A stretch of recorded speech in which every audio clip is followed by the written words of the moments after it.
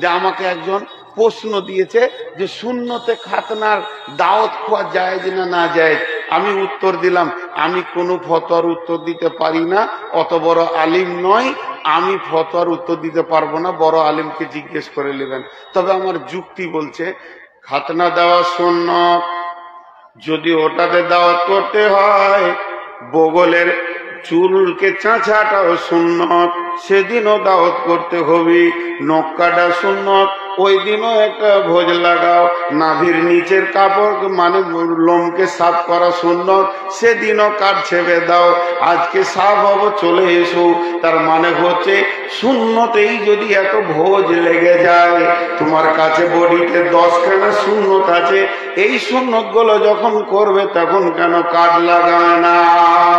অতএব বন্ধুরে, আল্লাহর নবী বলেছেন যে শিরক এমন বড় গুনাহ যেটা আল্লাহ মাফ করবেন না। আল্লাহ তাবারাক ওয়া তাআলা কোরআনে বলছেন, কোরআনে বলছেন কুল তাআলাউ আতলু মা হাররামা রাব্বুকুম আলাইকুম আল্লা তুশরিকু বিহি শাইআ। নবী হে, তুমি আমার গোলামদেরকে বলে দাও তারা যেন শিরকের মতো গুনাহ না করে। খবরদার শিরকের জায়গায় যেন না যায়। আল্লাহ তাবারাক ওয়া তাআলা বলছেন ইন্নাহু মান ইউশরিক বিল্লাহি ফাকাদ হারামাল্লাহু আলাইহিল জান্নাতা ওয়া মাওয়াহুন নার। যারা শিরকের মতো গুনাহ করবে তারা জীবনেও জান্নাতে যাবে না, তাদের চিরদিনের ঠিকানা হবে কঠিন জ্বালাময়ী জ্বলন্ত আগুনে।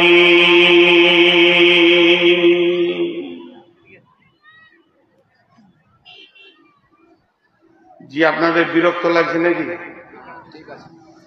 নাম্বার 1 হলো, নাম্বার 2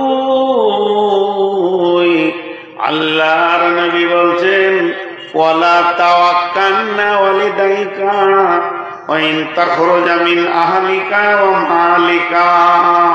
ওয়ালা তাওয়াক্কালনা ওয়ালিদাইকা ওয়া ইন তাখরুজা মিন আহলিকা ওয়া মালিকা। খবরদার মা বাপকে ধমকায়ো না, ঝিড়কে কথা বলবে না। তখন কোন অবস্থায় যদিও তোমার মা আব্বা বলে এখনই বাড়ি থেকে বেরিয়ে চলে যাও, তো সঙ্গে সঙ্গে বেরিয়ে চলে যাবে। খবরদার মা বাপের উপরে ঝিড়কে ধুমকে কথা বলবে না। অবস্থাটা কেমন? খামকালয় আব্বা মা ডেকে বলছে বেটা তুই এক্ষুনি বাড়ি থেকে বের হয়ে চলে যা, সঙ্গে সঙ্গে বেরিয়ে চলে যাবে। তারপরও মা বাপের সঙ্গে কোনদিন ধুমকে কথা বলবে না। আল্লাহর নবী আর এক জায়গায় বলেছেন ওয়া নবী হুরায়রা রাদিয়াল্লাহু তাআলা আনহু قال قال رسول الله صلى الله عليه وسلم إذا اتخذ الخير دبرا والأمانة مغنما والزكاة مغرما تعلم لغير ديني أعطى الرسول امرأته أقى أمه أدنى صديقه أصابه جهرت الأصوات في المساجد ساد القبيلة فاسقه।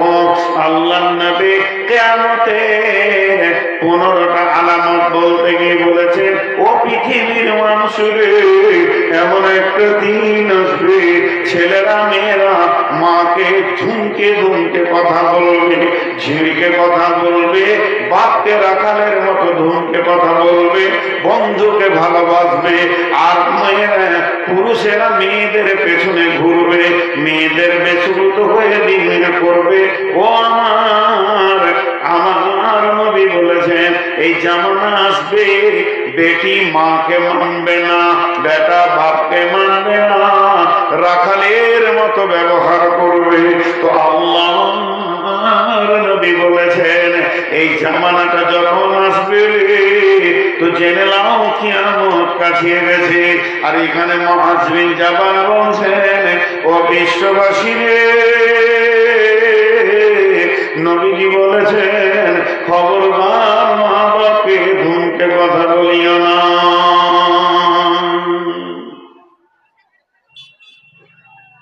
কোথাও মঞ্জুর নাই নাকি? কোথা গেল? ও হ্যাঁ, কথাগুলো একটু খেয়াল করি। কিন্তু মা বাপকে যদি ভালোবাসা হয় লাভ কি? মা বাপ সম্পর্কে অনেক বক্তব্য রেখেছি, অনেক। মাঝে একটা কথা আপনাদেরকে শুনিয়ে দিই, থাকতে পারছি না। মানে আমার ভিতরটা এত উচল মাচল করছে যে এটা বক্তব্যই নয়, তাও বলছি। এই যে সামনে দুটো মানুষকে দেখছেন, ওইদিকে খেয়াল করে দেখেন। যতদিন এই মাদ্রাসার দায়িত্বে থাকবে আপনারা আল্লাহর হস্তে মাদ্রাসাটা খেয়াল রাখবেন। এদের কাছে যে আদর্শটা আছে, আমি 5 মিনিটে যেটা পেয়েছি, আপনি যদি প্রকৃত ছেলেকে মানুষ করতে চান তো এই দুটো মানুষের হাতে দিতে পারেন। আমি অনেক মাদ্রাসা ঘুরলাম, 53 বছর বয়স হয়ে গেল। মাদ্রাসা ঘুরতে ঘুরতে দাড়ি পাকিয়ে দিলাম, কিন্তু আমরা 2 মিনিট কোথাও গেলে বুঝতে পারি যে এই মাদ্রাসার আচরণ কেমন, শিক্ষকের আচরণ কেমন, ছাত্রের আচরণ কেমন। দুর্ভাগ্য বিষয়, যদি আমার একটা বেটা থাকতো তো আমি এই মাদ্রাসায় ভর্তি করতাম। আপনাদেরকে শেষ কথা বলে যাচ্ছি, মাদ্রাসাটা এই 2 ব্যক্তি যতদিন থাকবে খেয়ালে রাখবেন এবং আদর্শবান মাদ্রাসা বলে গ্রহণ করবেন। এটা আমি মাঝে বলে নিলাম। আজ পর্যন্ত কোনো জায়গায় জলসা করতে গিয়ে নূর মোহাম্মদের কথা বলেনি, কারণ আজকে বলতে আমি বাধ্য হলাম। এবার মা বোনদেরকে বলছি, যে কথাটা মা বাপের ব্যাপারে অনেক কথা আমার ইউটিউবে পেয়েছেন, এখন একটা অন্য কথা আপনাদের সামনে হাদিস আনছি, হযরতে জাবেরের হাদিস।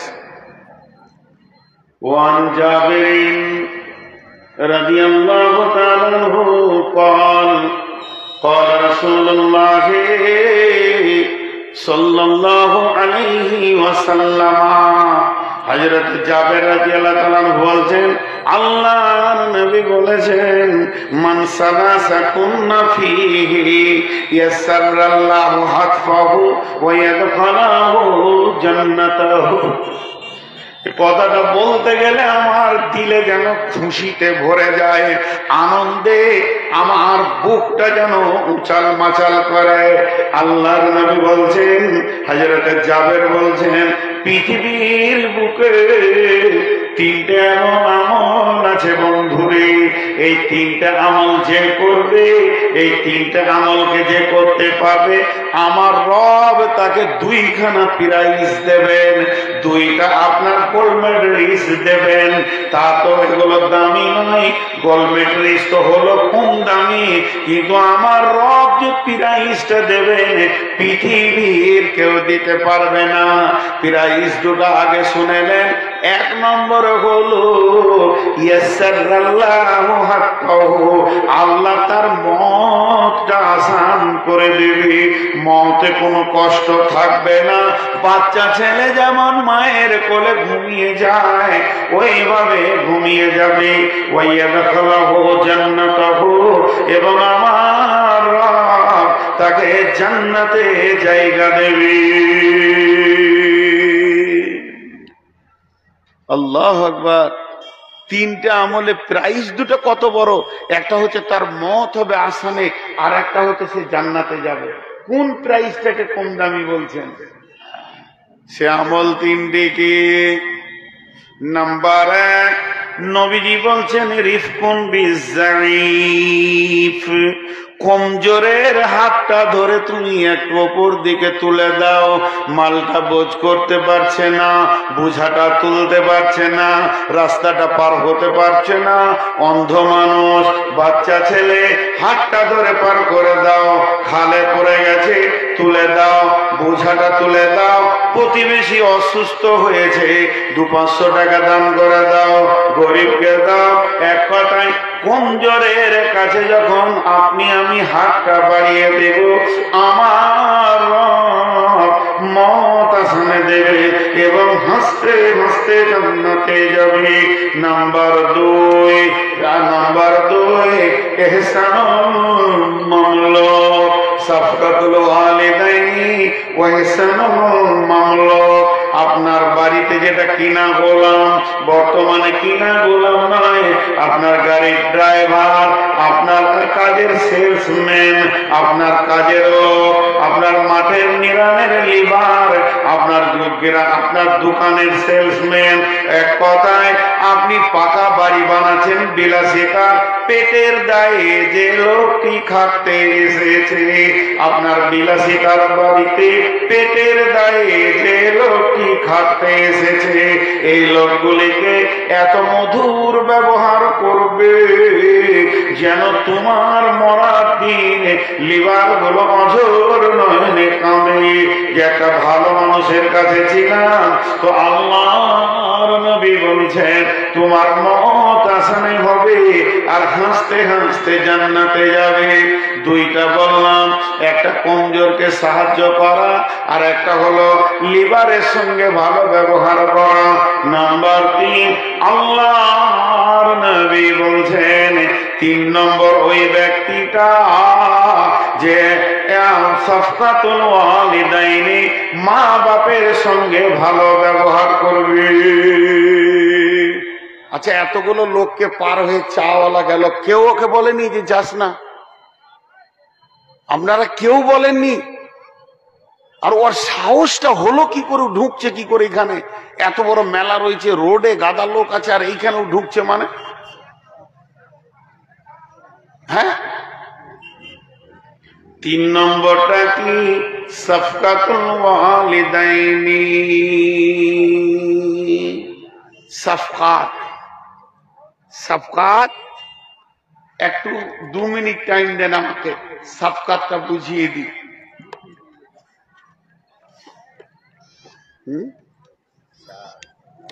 চাওয়ালা দেখলে কলজে জ্বলছে, আবার বলছে চা লাগবে।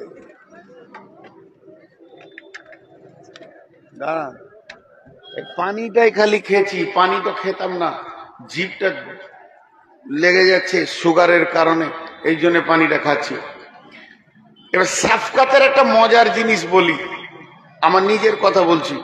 বাংলাদেশ টাঙ্গাইলে জালসা করতে গেছি, তো স্টেজে আমি জালসা করছি, জালসা শেষ হয়ে গেল, আমি শেষ বক্তা, জালসা ভেঙে গেল। আমি উঠে টেবিলে দাঁড়ালাম, আমার জুতা খোলা ছিল নিচে। হঠাৎ একটা ইয়ং ছেলে, 20 বছর বয়স হবে, মানে 15-20 বছর বয়স হবেই, মাদ্রাসার ছাত্র দেখে বোঝা যাচ্ছে, সুন্দর মুখে, হালকা দাড়ি, জুতো দুটো নিয়ে এসে আমার পায়ের কাছে দিয়ে দিল। কতক্ষণ দোয়া করেছি হিসাবটা নাই, গোটা রাস্তা দোয়া করতে করতে গেছি গাড়িতে। আল্লাহ তোমার ইজ্জতকে বাড়াও, আসমানে করে দাও, আল্লাহ মানুষের কাছে সম্মান করে দাও, দুনিয়াতে সম্মান দাও, আখেরাতে সম্মান দাও। এটা অন্তর থেকে বের হয়েছিল, কিন্তু আমাকে একবারও বলেনি যে দোয়া করেন। ব্যবহার দিয়ে দোয়া নেওয়া, ব্যবহার দিয়ে দোয়া নেওয়া আর মুখ দিয়ে চেয়ে দোয়া নেওয়া, আসমান জমিন পার্থক্য আছে। আপনি আমার কাছে দোয়া চাইতে পারেন, এটা খারাপ নয়, কিন্তু ব্যবহার দিয়ে দোয়া নেওয়া, এটাকে সাফকাত বলে। তো আল্লাহর নবী বলছেন তুমি এমন ব্যবহার মা আব্বার সঙ্গে করবে, এমনটা ব্যবহার মা আর আব্বার সঙ্গে করবে যাতে করে তোমার মা বাপের হৃদয় থেকে, অন্তর থেকে দোয়া বের হয়। এর নাম সাফকাত। অঙ্গভঙ্গি দিয়ে দোয়া করা, মহব্বত দিয়ে দোয়া নেওয়া। তো আল্লাহর নবী বলছেন যখন তুমি 3খানা আমল করতে পারবে, তোমার মত আসানা হবে, হাসতে হাসতে জান্নাতে যাবে। তাহলে 10টা ওসিয়তের মধ্যে 2খানা হলো, 1 নম্বর হলো তোমাকে জ্বালিয়ে দে, পুড়িয়ে দে, আল্লাহর সঙ্গে শিরক করবে না। 2 নম্বরটা হলো খবরদার মা বাপের সঙ্গে কড়া ব্যবহার করবে না, তাহলে আল্লাহ নারাজ হয়ে যাবে। যদিও মা বাপ বলে বাড়ি থেকে বের হয়ে যান।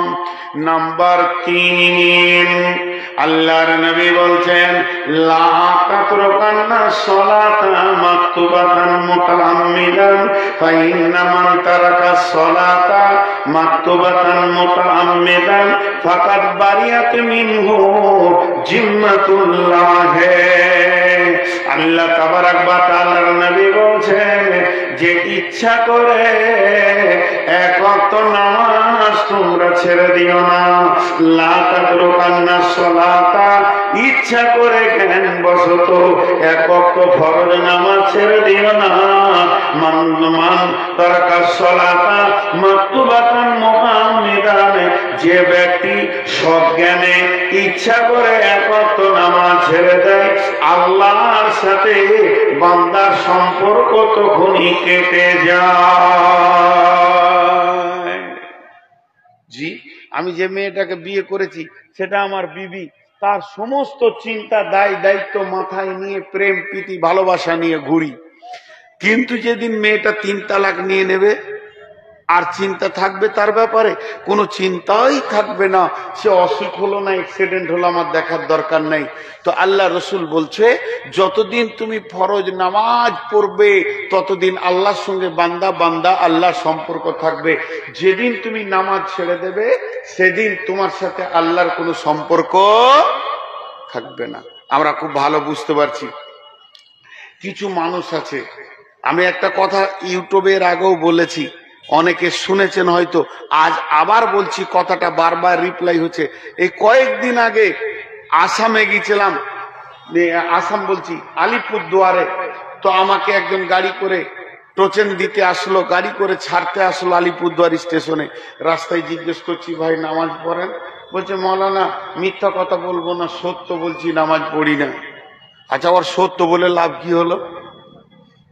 সত্য বলি বা লাভটা কি করলে? হ্যাঁ, কিছুই লাভ নাই। তখন ওকে আমি বললাম, কেন পড়ে না? গাড়ি নিয়ে খুব ব্যস্ত, খুব ব্যস্ত। আজ এখানে কাল ওখানে ড্রাইভার মানুষ, নিজের গাড়ি চালাই, 2 পয়সা করি। আমি ওকে জিজ্ঞেস করলাম, কিয়ামতের মালিক কি আমি? জান্নাতের মালিক আমি? জাহান্নামের মালিক আমি? না, যিনি জান্নাত জাহান্নাম কিয়ামত হাসর নাসর সবারই মালিক তিনার আমি একটা গোলাম। গোলাম হিসেবে আমি আপনাকে বলছি নামাজটা পড়েন। আপনি যদি আমার মুখে লাথ মেরে দেন তো কিছু হবে না, কিন্তু একবার বলেন কিয়ামতের মাঠে যখন বলবে, আল্লাহ তুই নামাজ পড়িসনি কেন, তখন আল্লাহকে তুমি বলবে, আল্লাহ বুঝবেন না, ব্যাপার খুব জটিল, গাড়ি চালাইছিলাম। বলছে, আল্লাহ তো মানবে না। তো যদি না মানে তো ভেজাল ওইখানে, ভেজাল আমার কাছে নয়।